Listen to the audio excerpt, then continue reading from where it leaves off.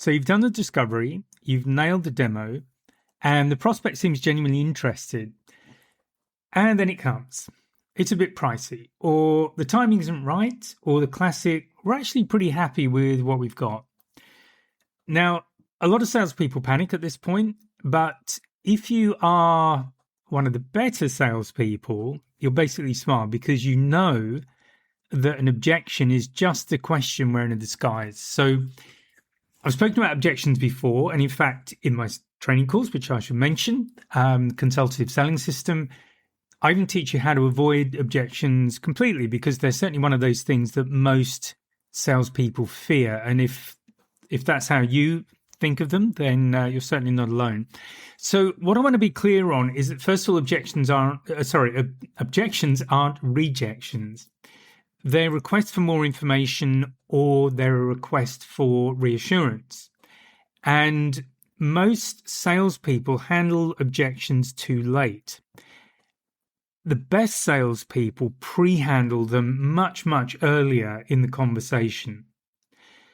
So there's a 3-step framework for any objection. It's acknowledge the objection, first of all. So validate the concern, explore it, find out exactly what the problem is, and then respond.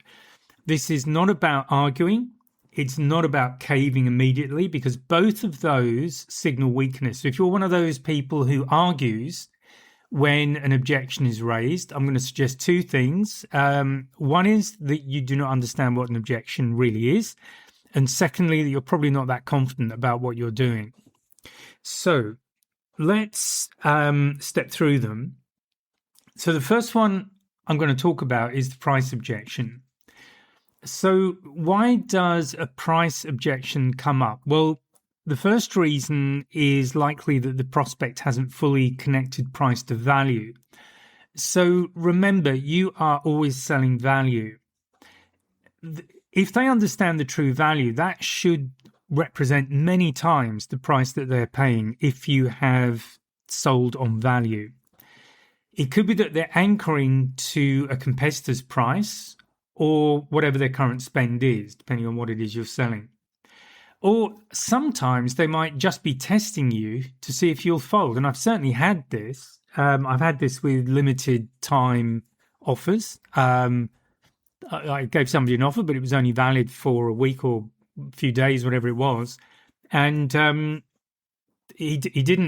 guy didn't buy. So when I went back the following week, talked to him and said, well, I'll just have the old offer.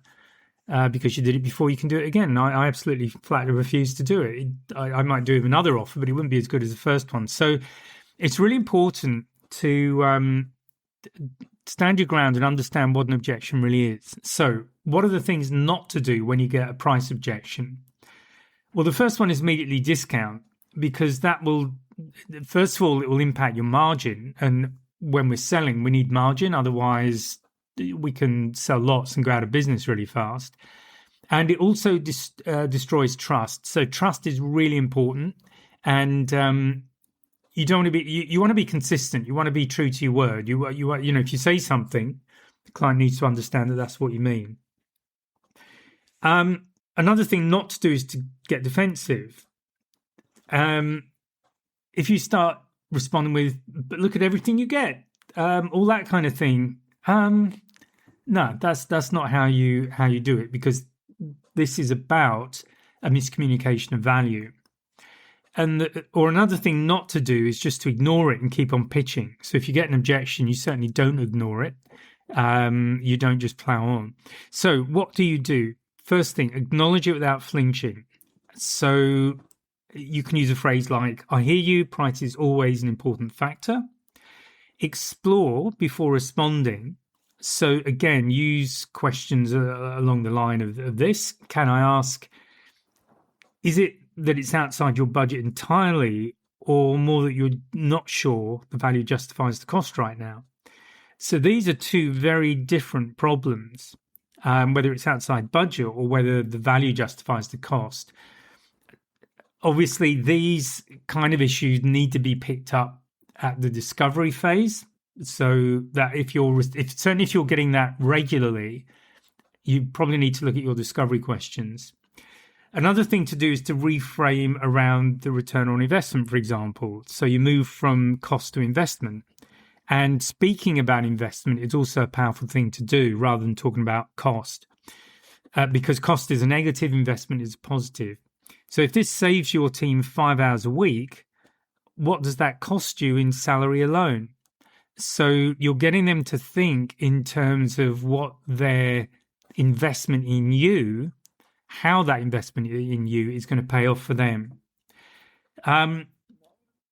Reframe, well, basically you can look at bundling or rebundling. So can you remove components to hit their target number, or can you restructure the payment terms? So depending on what it is you sell, it might be possible to give them a slightly different configuration that will meet their budgetary requirement if it's real, if the budget limit is real.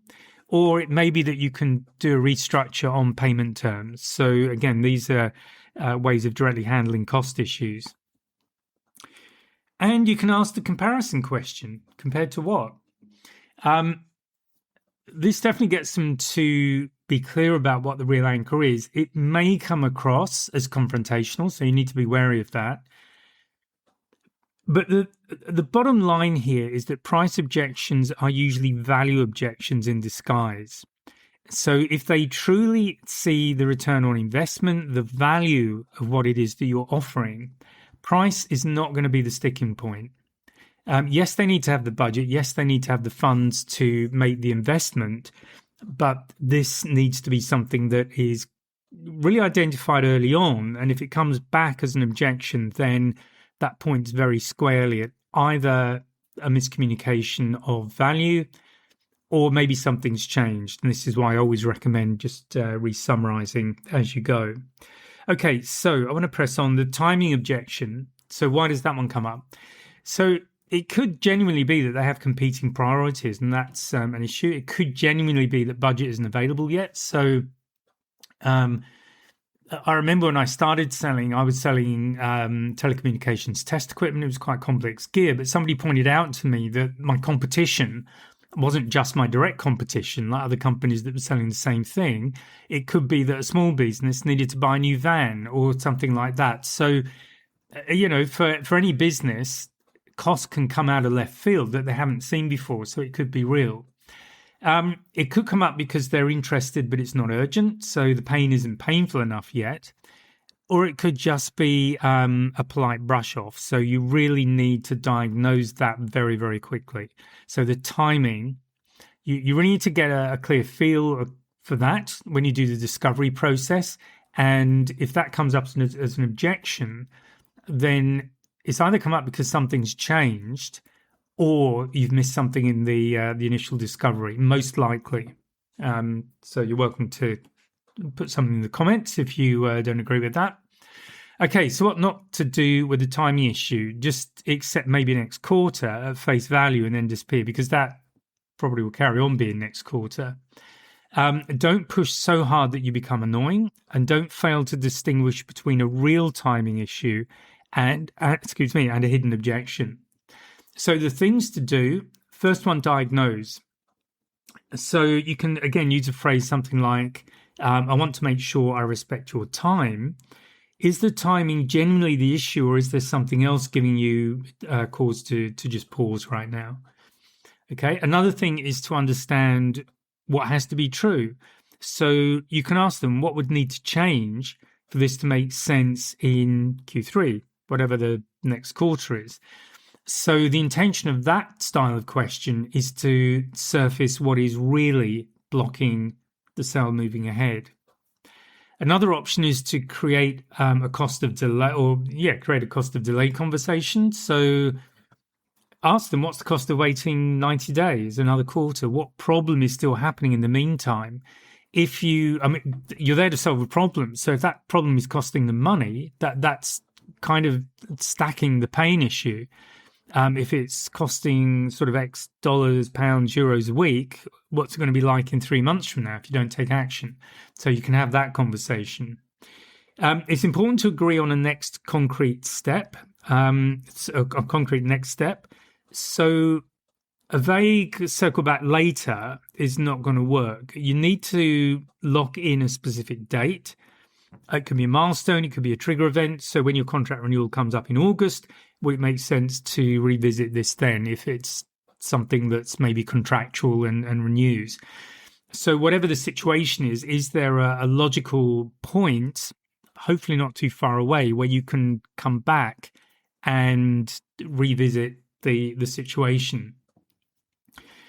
Most importantly is to just stay warm without being annoying. So one useful thing that you could think of, a useful thing you might send them. It could be an article, a case study, a data point every few weeks. Make sure it's valuable. So be a source of value to them, but don't do it so much that you're annoying them. So being persistent certainly has a place. So again, not getting the not now, getting some sort of delay is only fatal if you let the relationship go cold. So salespeople who stay genuinely helpful during that wait period are almost always the ones who win when the timings open up, if it is a genuine timing problem. Okay, now another favorite is we're happy with our current vendor. So this is a bit tricky, and one obvious question there is, and I'll be honest, I think I've asked this actually, but is simply, well, why are we having this conversation? And sometimes it's because they want to get a competitive price so that they can knock their existing supplier down. So that kind of stuff definitely goes on. However, you can handle it. So it sounds final, but it rarely is. There's almost always some friction with an incumbent. You just haven't found it yet. And remember that some people are loss averse. A lot of people are actually when it comes to business, particularly. And switching feels risky, even when staying with their current supplier is costly. It's like the devil you know. That if you're familiar with that phrase, I've heard that a few times. So the thing's not to do is badmouth the competitor. If you start diving into, we hear that a lot. People usually come to us after they've been burned by whoever it is, because that's just, if you're having to attack somebody else, it's saying, in other words, that you really don't have a valid argument about the benefits that you offer that you can present in that situation. Don't give up and walk away. That's important. And don't launch into a feature comparison conversation unprompted, because that's you're just likely to make the whole situation worse.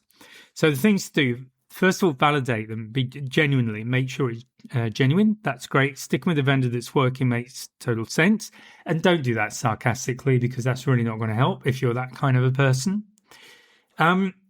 Get curious about what they mean by happy. So what does happy look like for you? What are they doing really well? Just let the buyer talk and listen for the gaps, listen for what's missing. Now, another one you can try. So this is if you could wave a magic wand and change one thing about how it works today, what would that be? Almost no one will say nothing. There's usually some issue. Otherwise, why are you there? It'd just be a straight renewal, unless it is to try and knock down the competitor's price. You can always plant a seed. So you're not trying to win today, but you're trying to become the obvious alternative should something go wrong with the current incumbent, favorite, whoever it is. So that would involve saying something like, I totally understand. Would it be okay if I stayed in touch? Situations change, and I'd rather you know us or before you need us.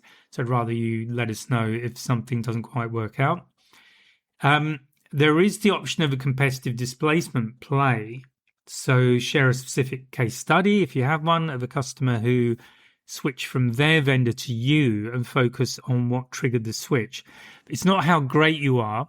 You want to be careful with the trumpet blowing and all that kind of stuff, because it can turn people off pretty quickly. But it is about essentially demonstrating competence. Now, another good thing you can do to head this one off is or something I've done, is to actually compliment the competitor. If they're using an incumbent or they're seriously thinking about a competitor, A really good thing to do is to compliment and say, yeah, they make really good gear. Be honest, I like the gear. It's very good.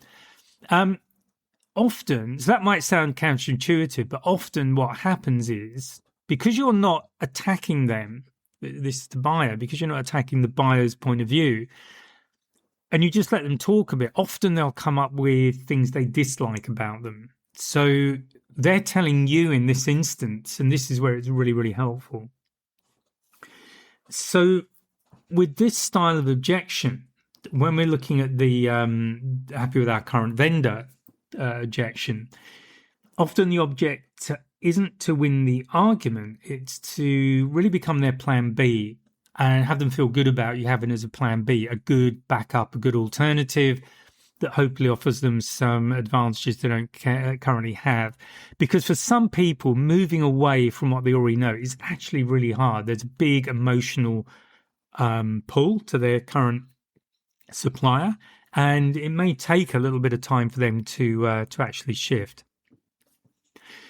So I'm going to wind things up and just recap really briefly. So the three core ideas that we've covered here are price, and that is where it becomes a value conversation. It's not a negotiation. In fact, I may have told you, and if you've watched my free webinar, the 45-minute one that's available on the website, I will, which is www.salescraft.training. I shared there, I think, that in my first sales job, I wasn't actually allowed to give any discounts, which was tough because for new salespeople or salespeople who aren't particularly confident, that's generally the first place they go. They go to discount. Now, I found that hard, I'll be honest, but it really taught me how to sell. And this is very important that you understand this when it comes to a price objection, because most of the time it's much more about value. It could be genuinely about budget, but there's generally a workaround. You can find some way of dealing with that if that's what it is. But it's not a negotiation. So that's the price objection. With timing, one of the important things is to have a level of urgency in the sales process while you're going through it. So urgency is built. It often isn't found. And a lot of relationships will survive the wait if you have to have one. But one of the most important questions I ask in the discovery part of the sales process, where I'm qualifying people essentially, is what their timeframes are. I want them to tell me. I've got no idea what they are, but I need them to tell me. And then I keep a note of that, obviously. And I might even go back to them as a summary of that phone call with an email and just, hey, thanks for your time. I just want to summarize the main points that we discussed to make sure I got everything right. And from my notes, they are blah, blah, blah. This is this. Do you agree with that? And that gets a confirmation about these aspects. That can include price. It can include timing, key features, that kind of stuff. So that's really important. And then the third objection, or the third kind of core idea, was being happy with their current vendor. So as I've said, unless they're totally happy with their current vendor and they are only talking to you because they want to get a price from you, so they can use that to beat down the person they're currently with, then there will be friction somewhere. There is some reason that has driven them to start looking elsewhere. So if you can't put yourself immediately in that lead position, then become their backup. And I'll be totally honest, I got into a situation with a client that I sold a lot of gear to, actually, and then I realized, because we were going in with a product, they had an incumbent, and we basically met all of their needs. We did it way better than the incumbent, and still I was not getting a commitment. And finally, I kind of realized what was going on, so I just pushed our price right up high.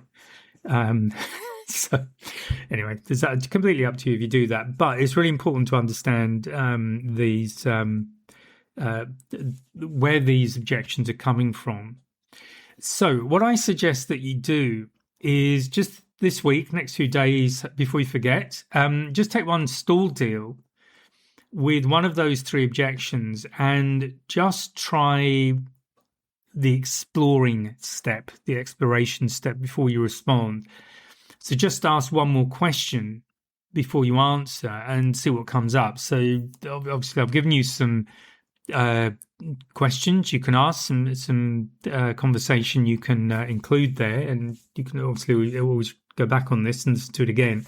But that's basically the suggestion. So I hope you found that useful.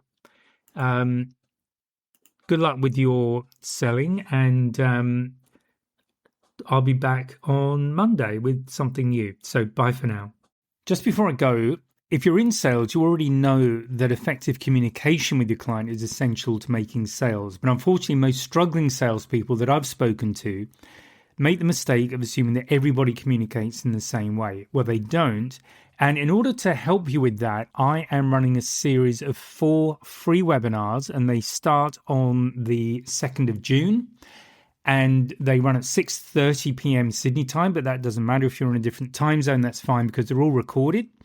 They're all about up to 30 minutes long, so they're pretty short. And I will take you through the 4 styles, how to recognize them, and what you need to do to change your approach so that you really connect with people very, very easily. So they're running from the 2nd of June. Please go to the link in the description. And please remember to like and subscribe. That's it from me. Bye for now.